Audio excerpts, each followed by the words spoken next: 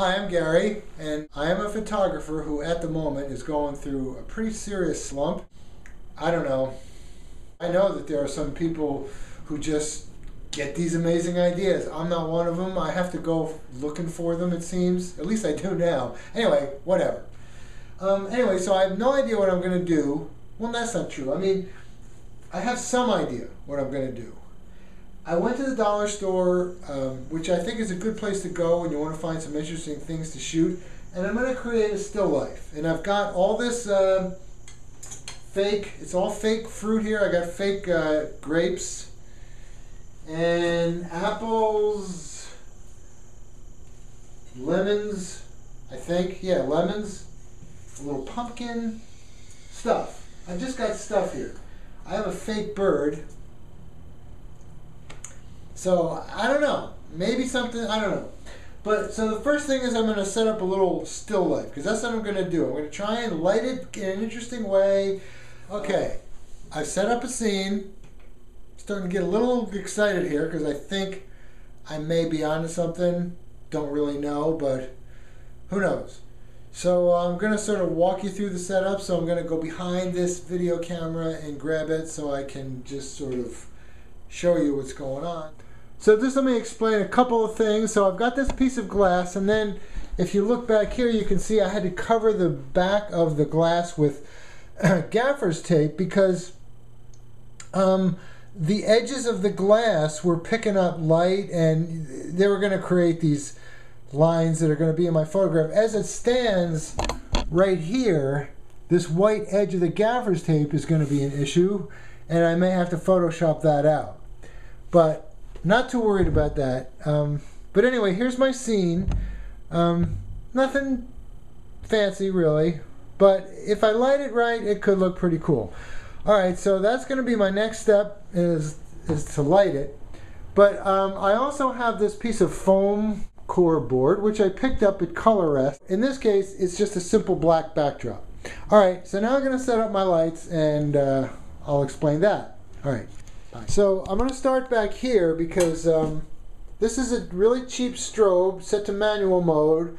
It slaves, so it can trigger from another flash, which is why I like it. It's actually broken. You can't use it on the hot shoe anymore, but that's fine with me. I don't care.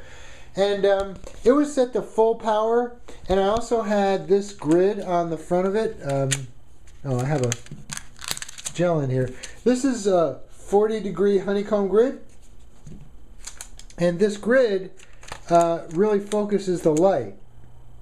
So when I put this grid on, basically the column of light is very focused and goes right to the bird, which is what I wanted. So I wanted the bird to be lit, with what we call rim light, side lighting. And this was at full power, so this was one of my key lights.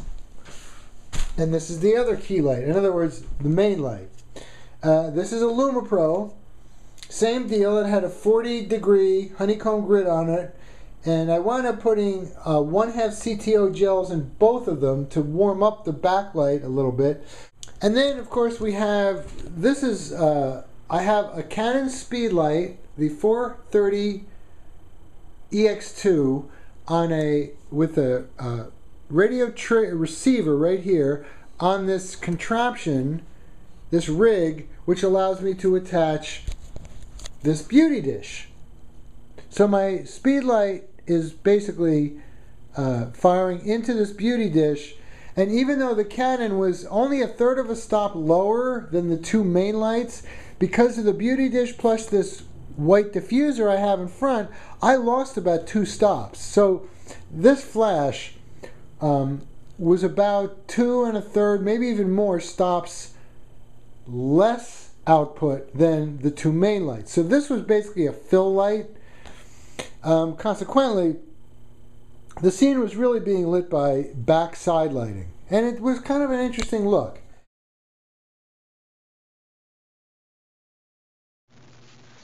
Okay, here we are in Lightroom. I've just shot the scene as described previously in terms of lighting, and the first frame is always iffy. Obviously, my fill light, my beauty dish, needed to be, stronger, but it's for the first shot, it's actually pretty good. I kind of like the way the side lighting is giving this thing some definition and separating it from the background, but the exposure is wrong. But my camera setting, 1/125th at f11, ISO 50.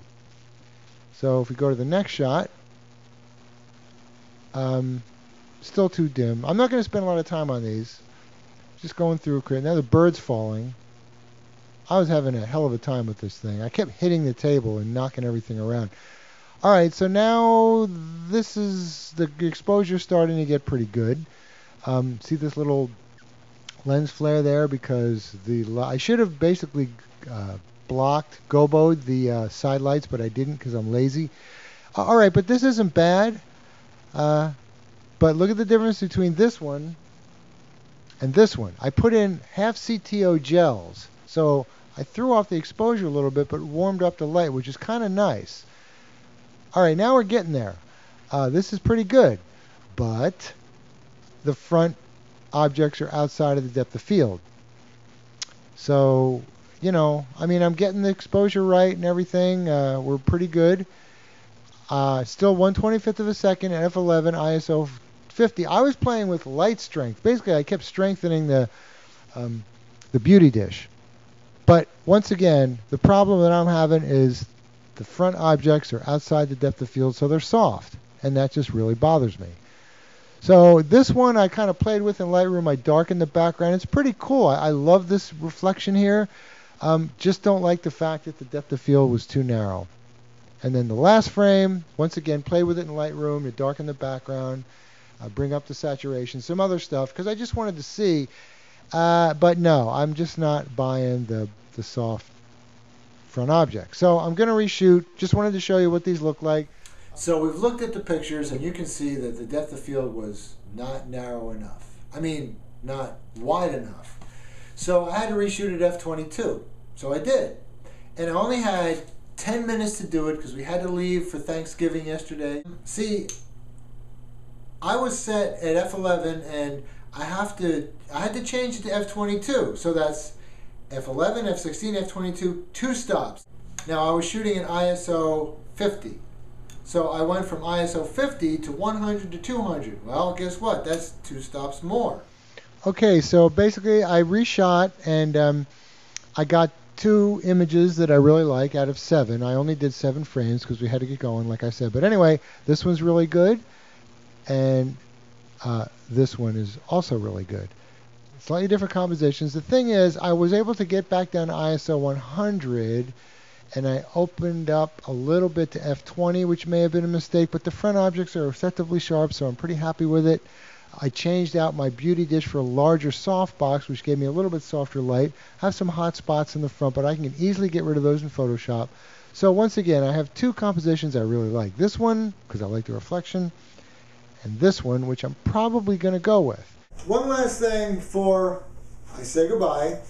I mentioned that I swapped out my beauty dish for a softbox, and I wanted to show you that softbox.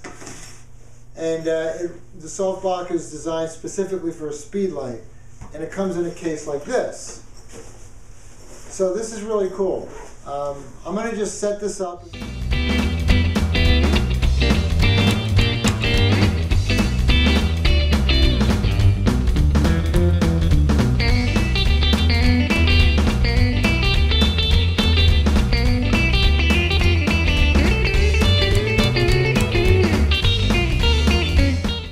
So this softbox I found on Amazon for roughly $40, like $39 something. There are more expensive softboxes that have a secondary diffusion panel inside. I don't think that makes sense for a speed light because that lessens the output even more. As it is, I lost 1.5 to 2 stops of output because of this front diffuser. For my purposes, it worked better than the beauty dish that I showed you previously. Alright, well, I guess that covers everything. I hope you learned something, and I'll see you next time.